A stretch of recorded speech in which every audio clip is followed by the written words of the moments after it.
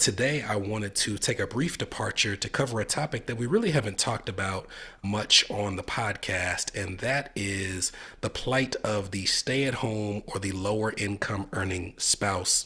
It's definitely a needed topic, and we just haven't covered a lot of it on New Money, New Problems. So I wanted to make sure that we gave it some attention.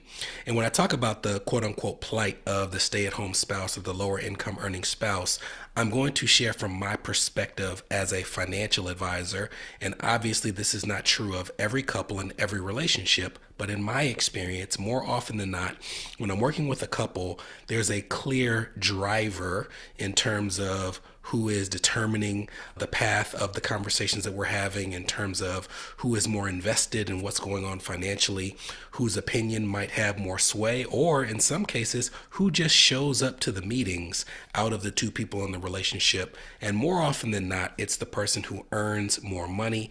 And in the case of a stay-at-home spouse, unfortunately, even when we try to make the attempt in some cases to make things equal, there can be an inequity in terms of who knows what, who feels empowered to ask certain questions. And even when we try to avoid it, it's just something that can at times be hard to get away from.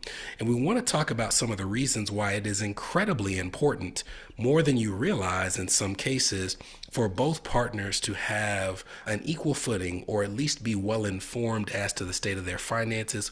One of those reasons is obvious.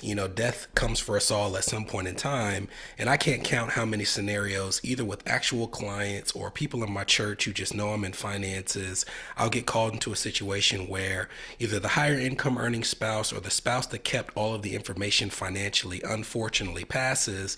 And now you're left with a person as a survivor who not only is trying to grieve their spouse, but they're literally just trying to find out how to access certain pieces of information. And then on top of that, figure out if they can make do with what's been left behind.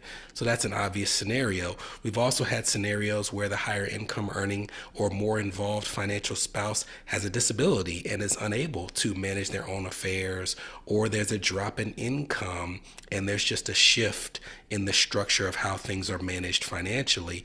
And then there's the topic that we will cover on this podcast that we haven't on the in the past, and we'll cover it more throughout the course of this year. It's the inevitability of not your marriage per se, but the inevitability of the fact that people do get divorced.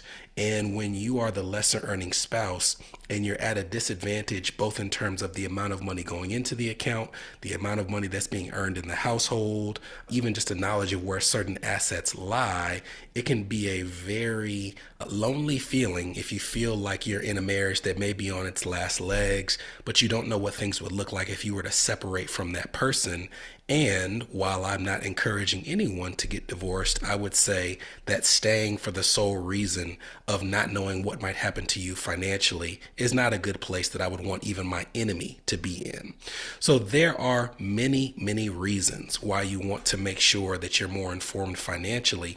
And today we're going to give you some ways to get back on an even footing, or at least get back in the game, take more of an interest in your finances, and move forward.